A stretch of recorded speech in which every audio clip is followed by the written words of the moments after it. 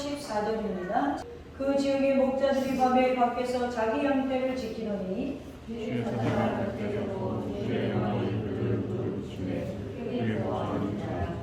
천사가 이르되 무서워하지 말라. 보라, 내가 온 백성이 미칠 큰 기쁨의 좋은 소식을 너희에게 전하노라.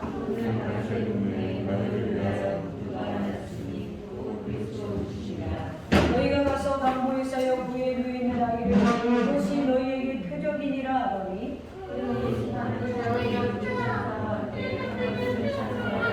아치합니다. 지극히 높은 곳에는 하나님께 영광이요 땅에서는 하나님이 기뻐하신 사람들 위해 평안하라 하시니라. 아멘. 모두에게 공평한 하나님의 일. 그렇습니다. 예수님은 구약 성경에 약속한 구원자로 이 땅에 오셨습니다. 예수님이 탄생하셨을 때 그 구원자로 탄생했다는 사실을 인지하고 목격한 사람들은 그렇게 많지 않았어요. 성경에 기록된 사람은 네 무리밖에 없는데 목자들과 시므온과 안나와 동방박사들밖에 없습니다. 그 중에서 복음서에서 아기 예수님이 탄생했을 때 경배를 드렸던 사람들에 대한 두 개의 기록이 있는데, 하나는 마태복음에 나오는 동방박사들이고요. 오늘 우리가 읽은 누가복음에 나오는 베들레헴 목자들에 대한 기록뿐밖에 없습니다. 그렇다면 아기 예수께 가장 먼저 경배한 이들이 누구였을까? 이게 이제 주일학교 성경 퀴즈에 나오는 문제예요. 아기 예수님께 우리가 보통 보면 동방박사가 먼저 경배했다고 생각하는데 아니에요. 누가복음에 오늘 나오는 목자들이 가장 먼저 아기 예수님을 경배했어요. 그 근거가 뭐냐면 11절에 보면 천사들이 뭐라고 그랬어요? 구주가 나셨다. 동방박사들은 구주가 나신 이유로 갔죠. 근데 여기는 지금 났어요. 그리고 16절에 보면 빨리 가서 마리아와 요셉과 구유에 누인 아기를 찾아서, 그러니까 낳은 그 당시 그 직전에 목자들이 가장 먼저 달려왔다라는 걸 우리가 추측해 볼 수 있죠. 오늘 본장 1절에 이렇게 시작합니다. 그때 가이사 아구스도가 명을 내려 천하로 다 오적하라 하였으니, 자, 누가복음 전체 큰 배경과 같이 자리 잡고 있는 존재가 있어요. 누구냐면 로마 황제입니다. 사실 복음서에 로마 황제가 직접 등장한 적은 한 번도 없는데요. 복음서에 나오는 모든 인물들과 사건 그 중심에는 로마 황제에게 직간접적인 영향을 절대적으로 받고 있어요. 그런 로마 황제가 오늘 본문 1절에서 이렇게 말하죠. 다 천하로 호적하라 이렇게 되어 있어요. 이것은 내가 다스리는 땅에 몇 명이 나의 백성이 될까 이런 호기심이 아니라 그 당시 로마가 점령한 모든 땅의 백성과 재물이 다 로마 황제의 소유였기 때문에 군사로 징집하고 세금을 징수하기 위해서 인구조사를 한 겁니다. 이 말 한마디에 당시 세계가 들썩들썩했어요. 그리고 그 여파로 오늘 이 시골 출신인 요셉과 마리아도 만성인 몸인 이 몸을 가지고 갈릴리 나사렛을 떠나 고향 베들레헴까지 호적하러 먼 여행길을 떠나야 했습니다. 그러니까 이 당시에 로마 황제의 영향력은 대단했던 거죠. 우리가 생각하는 것 이상 지금은 이런 왕이 없죠. 지금 시대에는 로마 황제의 막강한 군사력으로 나라를 정복하고 그리고 세상이 평화로워졌다고 선전합니다. 이것이 뭐라고 하냐면 팍스 로마나 이렇게 불러요. 로마가 가져다준 평화가 팍스 로마나인데, 자, 로마 황제의 군대가 싸워 승리하고 그 땅에 팍스 로마나가 이루어지겠다는 소식을 좋은 소식이라고 부르세요. 그러니까 중요한 얘기였어요. 좋은 소식이라고 부르는데 이 단어가 뭐냐면 유앙겔리온이에요. 헬라어로. 이 유앙겔리온이 뭐냐면 복음이라는 뜻이에요. 좋은 소식. 그러면 이 팍스 로마가 평화로워졌다. 유앙겔리온. 복음이 이 땅에, 우리가 예수님이 이 땅에 오셨다. 그런데 오늘 천사들이 가장 시대의 변두리에 있는 인생들인 목자들에게 로마 황제가 아닌 다른 주, 즉 왕이 오셨다라고 말하는 거예요. 유앙겔리온을 전하는 거예요. 오늘 본문 10절로 11절을 보면 천사가 이르되 무서워하지 말라. 보라, 내가 온 땅에 미칠 큰 기쁨의 좋은 소식을 너희에게 전하노라. 그런데 이 말은 오늘 누구에게만 해당한 거라고요? 로마 황제를 향하여. 이 로마가 점점점 지경이 넓혀지고 우리가 승전했다라는 소식이 유언겔리온이었는데, 갑자기 저 아무도 인생에 관심을 두지 않는 목자들에게 천사가 나타나서 지금 유언겔리온, 즉 좋은 소식을 전하면서 11절에 보면 오늘 다윗의 동네에 너희를 위하여 구주가 나셨으니 곧 그리스도 주시니라 이러는 거예요. 천사들은 그분으로 인하여 팍스 로마나의 평화가 아닌 하나님이 주시는 진정한 평화가 임한다라고 말하고 있는 거예요. 13절에 14절에 보면 호련히 수많은 천군이 그 천사들과 함께 하나님을 찬송하여 이르되 지극히 높은 것은 하나님께 영광이요 땅에서는 하나님이 기뻐하신 사람들 중에 평화로다 하니라. 오늘 본문에서 천사들이 이 태어난 아기가 그리스도라고 말하는데, 원래 헬라어로 그리스도는 기름 부음 받은 자라는 뜻이에요. 이 기름 부은 자라는 뜻이 그 당시에 누구에게 붙였냐면 로마 황제에게 붙였단 말이에요. 여러분, 이게 대단히 중요한 거죠. 오늘 본문의 저자는 의도적으로 1절에 로마 황제의 명령을 기록하고 있으면서, 그리고 지금 진짜 기름 부음 받은 자, 진짜 그리스도가 누구냐, 진짜 좋은 소식이 유언겔리온이 무엇이냐, 바로 아기 예수의 탄생이고 진짜 기름 부음 받은 자는 예수 그리스도라고 말하고 있는 거예요. 오늘 성경이 말하고 싶은 건 이겁니다. 이 아기가 진정한 왕인 그리스도고, 그가 진정으로 이 땅에 참 평화를 가져다 줄 뿐이고, 이 소식이 진정으로 좋은 소식이고 유언겔리온이다 라고 말하는 거예요. 여기서 또 하나 놀라운 사실은 이 소식이 왕궁에서, 혹은 이 소식이 상류층에서, 이 소식이 세상에 어떤 잘 나가는 사람들에게 먼저 들린 게 아니라 춥고 헐벗고 정말 직업으로 선택하기 힘든 남의 종과 같은 목자들에게 가장 먼저 들렸다.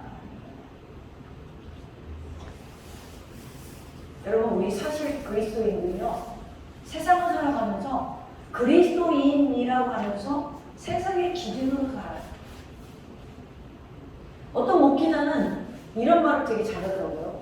요즘 어마어마하게 사람들이 모이는데, 예수님 믿으면 가난하지 않는다는 거야. 그럼 오늘 예수님은 왜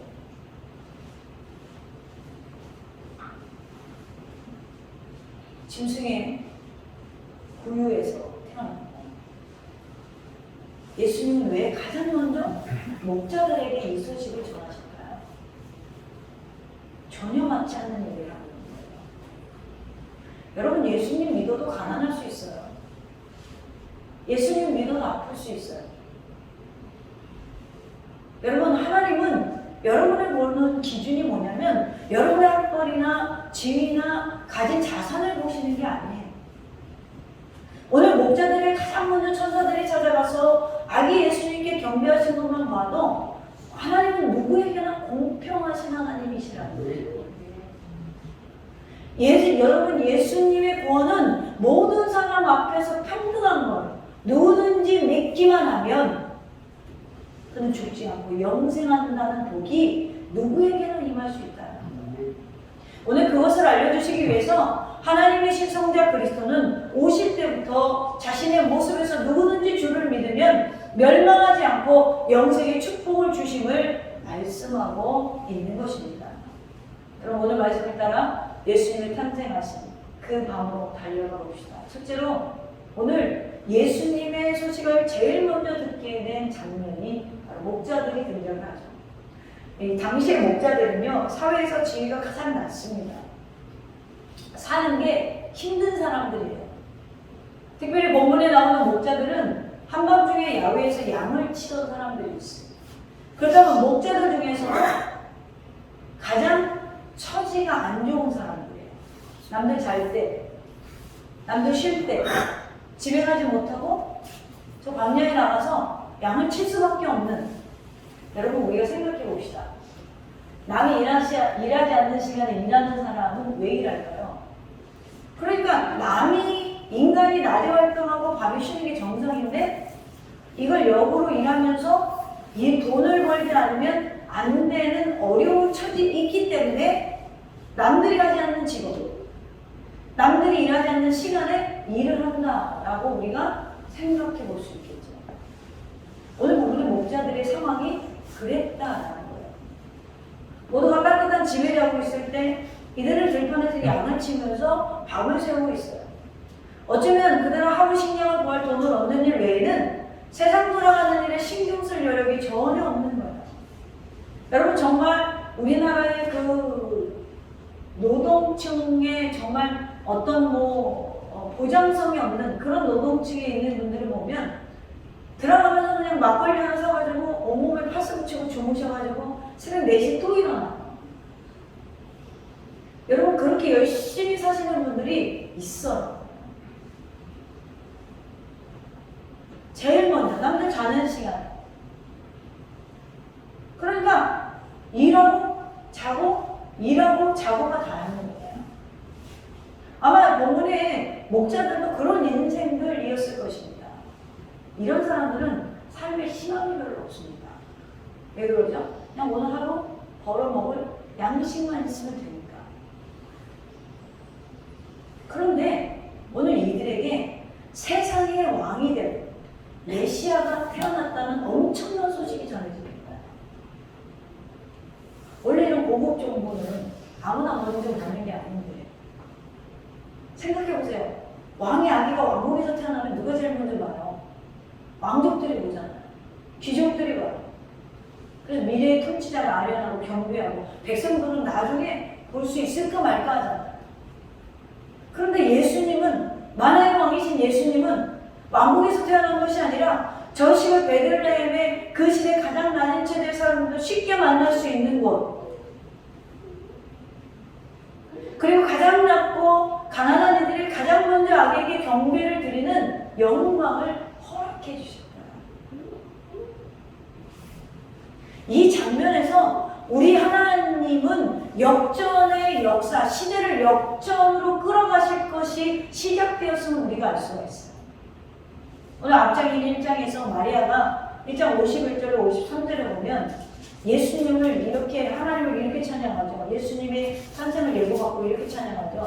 그의 팔로 힘을 보이사 마음의 생각이 교만한 자들을 흩으셨고 권세 있는 자를 그 위에 내리치셨으며 비천한 자를 높이셨고 줄이는 자는 좋은 곳으로 배불리셨으며 부자는 빈손으로 보내셨구나. 그렇습니다. 예수님이 오늘 비하된 모습으로 오셨어요.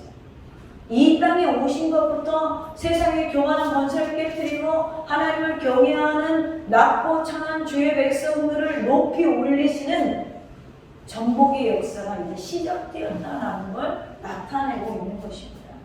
그래서 여러분, 성탄은 모두에게 기쁜 소식이에요. 오늘 인생에 계획이 없고 희망이 없고 정말 2022년까지 살아오면서 수많은 정말 아픔과 상처가 여러분 가운데 임했을지라도, 그럴지라도 여러분, 성탄은 오늘 우리에게 희망이 되고 소망이 되고 우리의 인생이 그리스도 안에서 바뀌어질 수 있는, 여러분, 가장 소망이 있는 기쁜 소식이라는 사실을 여러분 오늘 기쁨으로 듣고 맞이하고 즐길 수 있는 저와 여러분 되기를 주님의 이름으로 축복합니다. 여러분, 오늘 두 번째로 오늘 본문에 보면 목자들은 유대 사회에서도 소외받는 계층임을 볼 수가 있어요. 이 목자들은 사회적으로도 소외를 당했어요. 왜 그러냐면 유대 사회의 사람들은 동물을 좀 규정하게 생각해요.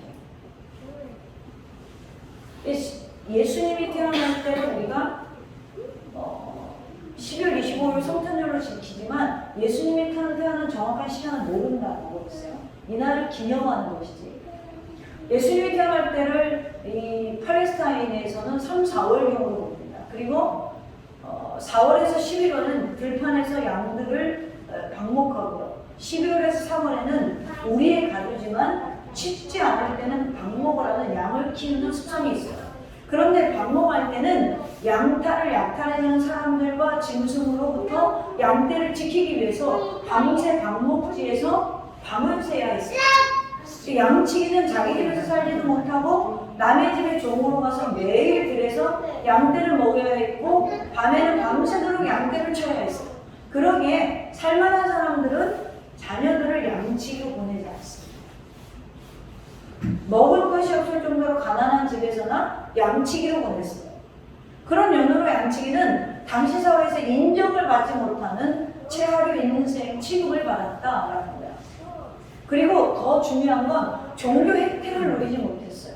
유대교라는 하나님을 믿는 종교 혜택을 왜 누리지 못했냐면 양치기들은 당시 유대사회에서 구약의 레위기에 보면 부정한 동물들이 언급이 되어 있는데 낙타나 돼지나 족제비나 쥐나 뱀이나 독수리나 까마귀, 올빼미, 박쥐, 낙지, 오징어, 장어 다 들어갑니다. 맛있게 먹고 있죠? 미꾸라지. 구약에는 이게 다 부정한 모습이에요. 그런데 동물뿐 아니라 사람에 대해서도 부정한 사람의 규정이 있는데 소경이나 절뚝발이나 장애인들을 말하는 거죠. 피부병이나 문둥병이나 유출병이 있는 자들. 자, 하나님께서 구약시대 그런 규정을 하신 것은 복원상의 이유와 그들이 갖는 특성을 통해 영적인 교훈을 주기 위함인데 시대가 지나면서 여러분 시대가 지나면서 이게 좀 왜곡됐어요. 그래서 동물과 뭔가 부딪히고 동물을 양육하고 이런 사람들을 유대 세상의 관념 속에 부정하다 이렇게 생각합니다. 돈과 관련된 직업, 장사와 관련된 직업, 물건을 만드는 일과 관련된 직업, 짐승을 기르는 일과 관련된 직업을 천하게 생각했어요. 그래서 이들이 하나님의 언약적 축복에서 제외된 자들이다라고 이렇게 생각했어요. 유대인들이 하루에 3번씩 드리는 쉐월의 에스레라는 기도에 이렇게 되어 있습니다. 하나님, 나를 이방인으로 태어나지 않게 하시고 노예로 태어나지 않게 하시고 여자로 태어나지 않게 하시니 감사합니다. 왜 그러죠? 사람 취급을 못 받던 시대예요. 이방인, 노예, 여자. 오늘 목자들은 양을 치는 그 양치기는 그 안에 포함됐어요. 그러니까 그들에게 절기를 지키거나 율법을 지키거나 하도록 배려하지도 않았어요. 그러니까 하나님을 믿고 싶어도 믿을 수 없는 사람들이었어요. 그런데 주님은 이들에게 가장 먼저 기쁜 소식을 전하십니다. 오늘 구약의 예언이 이루어지는 예수님의 탄생의 소식은 유대인이 상상할 수 없는 모습으로 오신 것뿐 아니라 너무나 고단한 삶으로 소외된 계층이 가장 먼저 기쁜 소식을 전해주고 하나님을 믿고 싶어도 그들 속에, 회당 속에, 예배 속에 들어가지 못했던 그들 가운데 가장 먼저 찾아가셨습니다. 오늘 저는 우리 교회가 이런 소외된 계층에게 열린 교회가 되었으면 좋겠어요. 우리 마음의 문이 예수님을 모르는 이 땅에 희망이 없는 자들에게 열렸으면 좋겠어요.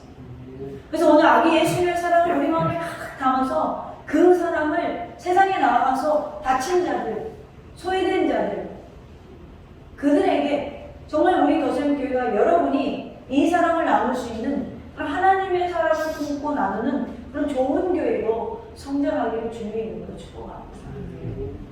마지막으로 3번째로 하나님의 위로를 기다리는 자들에게 기쁜 소식을 주시는 본문에서 볼 수 있어요. 목자들은 밤을 새도록 양을 칠 때 천사가 나타나서 베들레헴에 구주가 나셨다. 근데 이들이 얼마나 하나님을 사모했는지 이 행동을 보면 알 수가 있어요. 16절에 보면 빨리 가서 마리아와 요셉과 부유의 누인 아기를 찾아서, 이전에 뭐라고 해요? 15절에 우리에게 알려진 바 이루어진 일을 보자. 지금 밤에 양을 치는데 지금 이걸 지금 팽대 치고 뭐 한다는 거예요? 빨리 가서 보자. 빨리 가서 보자. 빨리 가서 마리아와 요셉과 부유의 누인 아기를 찾아서 여기에 빨리에 해당하는 기본형 헬라 스피도라는 게 영어의 스피드의 원어예요. 스피도라는 게 속도를 내다라는 뜻이거든요. 여기 찾아서 해당하는 기본형 아니오리스코라는 헬라어는 찾다라는 뜻인데 한 번에 찾는 게 아니라 끊임없이 탐색하여 찾는 거예요. 여러분 생각해 보세요. 이때는 지도도 없어. 내비게이션도 없어. 그런데 듣고 그냥 대충 달려가는 거예요. 뭐가 앞서서? 사모하는 마음이 앞서니까 그냥 가는 거예요. 우리는 다 따져야 되잖아. 양은 어떻게? 독고목이 포도청인데 이걸 놓고 갈 수 있나요? 아니 날이 좀 밝으면 가야지. 길을 어떻게 찾을 거야? 우리 가다 길을 잃으면 어떻게? 뭐 준비된 물은 있는 거야? 준비된 주먹밥은 있는 거야? 우리는 다 이거저거 따지다가 주님이 오셨어. 할렐루야. 그런데 목자들은 보세요. 속도를 냈다는 거예요. 양의 문제가 아니에요. 지금 메시아를 만나러 가는 거예요. 그냥 하는 게 아니에요. 끊임없이 탐색하여 지금 아기 예수님이 탄생한 자리를 찾아가는 거예요. 구주가 났다는 말을 듣고 빠른 속도로 베들레헴에 들어가 천사가 말해준 대로 구유에 누인 아기가 어딘가 끊임없이 찾은 거예요. 그리고 20절에 목자들은 자기들에게 이르던 바와 같이 듣고 본 그 모든 것으로 인하여 하나님께 영광을 돌리고 찬송하며 돌아가니라. 구유에 누인 아기를 보고 천사가 말해준 대로 구중하는 모습을 발견하고. 여러분 말구유 아니에요. 말구유라고 우리 나라 사람들 유대인들은 말을 안 키워요. 말구유가 있을 수가 없어요. 그냥 짐승에 이렇게 표현하기 좋습니다. 자, 하나님께 영광을 돌리고 찬송을 하며 돌아왔어요. 여러분, 인생의 절망과 한탄 가운데 있는 자들에게 기쁨이 충만한 인생으로 바뀌었다라는 거예요. 이는 그들이 얼마나 그리스도가 오시기를 고대했는지, 그 고단한 인생길에서 얼마나 지금 자신의 삶이 정말로 고단하고 힘들지만 메시아를 기다렸는지 볼 수가 있다는 거예요. 예배드릴 수 없고 찬양할 수 없고 주님을 찾을 수 없는 그러한 인생의 고난함 속에서 마음속으로 얼마나 메시아를 기다리는지. 목자들은요 밤새 양을 지키면서 정말 자신의 인생들을 한 번씩 생각하지 않고 있어요. 그럼 우리나라에도 정말 새벽부터 나가서 노동하시면서도 믹스커피 한 잔 따뜻하게 타서 이 겨울에 마시면서 네? 서로 대화하잖아요. 목자들도 그랬을 거예요. 아마 이런 의문을 가졌을 것 같아요. 내가 왜 가난하지? 나는 왜 가난한 부모에서 태어났지? 우리 부모님은 왜 일찍 돌아가셨지? 내가 아무리 돈을 벌어도 나는 이 가난에서 왜 벗어날 수 없지? 내가 아무리 고생을 해도 잠을 자지 못해도 간신히 생활할 수밖에 없는 내가 왜 이 사회 구조 속에서 태어났지? 왜 하나님에 대한 종교적 혜택도 못 누리고 나는 이렇게 주일날 교회도 못 가고 난 왜 이렇게 살아야 되지? 아마 이렇게 한탄했을 거예요. 그러면서 마음 내내는 아브라함 때부터 약속된 다윗 때부터 약속된 그 자손 가운데 오시리라 오신 메시아만이 내 인생을 바꿀 수 있다라고 생각했을 거예요. 그가 오시면 이 모든 불평하고 불합리한 구조 속에서 나를 자유케 해주실 것이라는 막연한 고대가 있었을 것입니다. 그가 오시면 자신들의 고단하고 피곤하고 소망 없는 삶의 문제들이 해결되리라는 기대감을 가졌을 것입니다. 그래서 목자들은 아마 밤을 새울 때도 있었을 것이고 한탄했을 때도 있었을 것이고 취와 싸우는 날도 있었을 것입니다. 사랑하는 더셈의 가정 여러분, 오늘 예수님은 이 모든 사람들을 끌어안고 우리 모두를 위해 이 땅에 오셨습니다. 그렇게 구세주의 기쁘고 좋은 소식은 누구나 들을 수 있고 세상에 가장 약하고 힘든 이들까지도 모두가 누려야 하고 전달해야 되는 이 세상의 가장 기쁜 소식이에요. 모두를 위해 왕이 오셨고 모두가 왕을 경배하는 일에 오늘 여러분이 초대받았습니다. 그럼 이제 우리가 할 일은 뭐죠? 이 기쁜 소식을 모르는 자들에게 전하고 그들도 누리게 해야 합니다. 오늘 가난한 목자들의 경배를 받으시는 아기 예수님을 상상해 보세요. 세상의 기준이 아니에요. 세상의 방법이 아니에요. 예수님은 이 목자들의 경배를 받으시며 그들의 인생 가장 영광스러운 순간으로 만들어주셨고 그들의 인생의 아기 예수님을 기억하게 만드셨고 그들의 인생의 아기 예수님을 의지하고 그 메시아를 만난 기쁨으로 인생이 달라지게 되었습니다. 그들은 돌아와서 똑같이 양을 쳤을 것입니다. 그러나 양치는 밤이 이제 더 이상 절망이 아니에요. 아픔이 아니에요. 고난이 아니에요. 왜죠? 메시아를 통하여 자신들의 영원한 구원을 약속받았고 보증되었고 확신했기 때문에 그렇습니다. 여러분, 우리 인생은 여러분들이 80년, 90년 이게 다가 아닙니다. 영원한 나라가 보장되어 있어요. 그것은 슬픔도 눈물도 아픔도 없습니다. 이 땅에서 흘렸던 눈물을 닦아주실 것이고 이 땅에서 아팠던 상처를 싸매주실 거예요. 우리는 똑같이 인생의 일주일을 살아가면서 때로는 어려운 손님도 만날 것이고 때로는 어려운 직장 상사도 만날 것이고 때로는 카드값 때문에 절망에 빠질 수도 있습니다.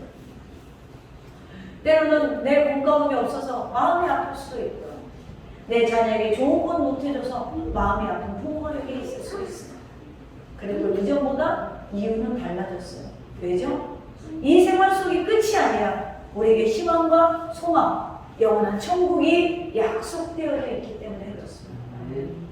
그러므로 여러분, 절망의 자리를 희망으로 바꿀 수 있는 예수 그리스도의 사람들 오늘 주님 앞에 나왔으니 이제 이 믿음을 끝까지 붙잡고 천국에서도 우리가 다시 만날 수 있는 그러한 저와 여러분들이 주님의 이름으로 축원합니다. 2022년을 보냈습니다. 성경 일부를 작정하고 생활을 했지만 부족하여서 23년에 다시 도전하겠습니다. 1년이라는 시간은 저에게 많은 변화를 가져왔습니다. 목사님의 주옥같은 설교 덕분에 성경책 속의 시대적 배경과 인물들 성격을 쉽게 알아감으로 어렵던 말씀이 쉽게 이해되어서 배움의 기쁨을 누리는 예배 시간으로 행복했습니다. 모든 일에는 때가 있듯이 신앙생활도 마찬가지 같습니다. 주님께서는 이제는 너도 때가 되었다 하시고 더 이상 뒤로 물러설 수 없게 하십니다. 뭔지 모를 의무감에서 포기해야 한다는 책임감까지 가지게 하십니다. 예전에 저는 인생은 혼자서 살아가는 것이고 열심히 살다 보면 언젠가는 좋은 일이 생기겠지 하고 살았습니다. 남들처럼 열심히 살았고 쉬는 시간도 쪼개가면서 부지런히 배웠습니다. 그러나 열심히 할수록 늘 채워지지 않는 것들로 공허함이 컸습니다. 배가 고프지는 않지만 자꾸만 음식을 입에 넣고 있는 것처럼 채워도 늘 허기가 졌습니다. 공허한 가운데 좋아 보였던 사람들도 있었어요. 하나님께 예배하는 그들은 가난하고 부족해도 웃음을 잃지 않고 항상 친절하고 행복해 보였습니다.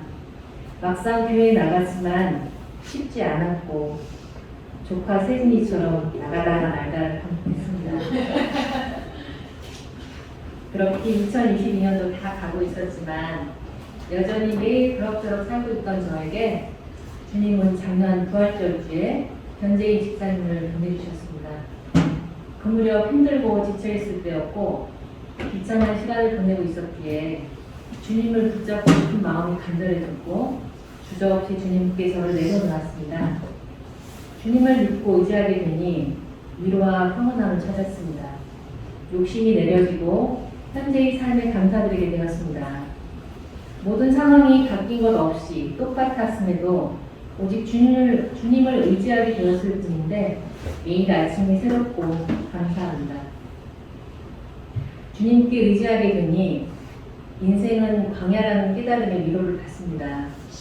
인생살이가 고난의 연속이며 사람들은 그 고난을 통해서 깨닫고 성장합니다. 편안하고 안락함 속에서는 주님을 만나기가 대단히 어렵습니다. 사업에 실패하고 내 마음대로 되는 것도 없고 아이들도 나를 떠나고 철저히 혼자서는 감당할 수 없을 때 그때 주님을 만나게 되고 진정한 하나님의 자녀가 되어가는 과정을 깨닫게 되니 고난이 감사함으로 바뀌었습니다. 고난을 통하여 참 좋으신 주님을 영접하면서 세상에서 그 무엇과도 바꿀 수 없는 그분께 순종하기로 약속합니다. 이 길이 쉽지 않은 길이지만 선택했습니다. 예수님이 돌아가신 그 길에 비하면 저는 꽃길이라고 생각합니다. 제 삶을 죄 가운데서 건져주셨고 영원한 생명을 약속하신 주님께 감사드립니다. 우리 주변에는 저와 같은 인생들이 참 많습니다. 힘들고 아프고 어려운 가운데 지친 몸과 마음을 홀로 가면서 그저 하루하루를 버티는 사람입니다. 그들은 주님을 배운 적도 없고 관심도 없고 영적인 무지함 속에서 돈만 있으면 무엇이든 가능한 줄 알고 살아갑니다. 주님을 영접하고 나니 세상에 존재하는 것, 어떻게 살아야 하는 것 등에서 자유로워졌습니다. 지금껏 살아오면서 늘 궁금했었던 질문이었고 그 해답을 이제는 찾았습니다. 50년을 훌쩍 넘기고서야 인생살이가 무엇인지 이제야 깨닫습니다. 이 사실을 이렇게 유익한 주님을 이웃들에게 알리고 복음을 전하는 일이 제 삶 속에서 일어나야 한다는 것을 압니다. 요즘 특별 새벽 기도에 참석 중입니다. 그동안 저는 기도가 너무 어렵고 힘들었습니다. 그런데 언제부턴가 말문이 터지고 주님께 기도하기 시작했습니다. 떠지지 않는 눈으로 새벽 단잠을 기도한 채 예배드리는 모습을 주님께서는 예쁘게 봐주셨나 봅니다. 지금은 수시로 주님과 함께할 수 있어서 기쁩니다. 올 한 해 저를 구속해 주신 여호와 하나님께 감사드립니다. 그리고 내년에도 더생교회의 지체들과 살아가면서 예수님의 이웃 사랑을 실천하면서 2023년을 주님과 함께 동행하겠습니다. 지금까지 부끄러운 저의 간증을 들어주셔서 감사합니다.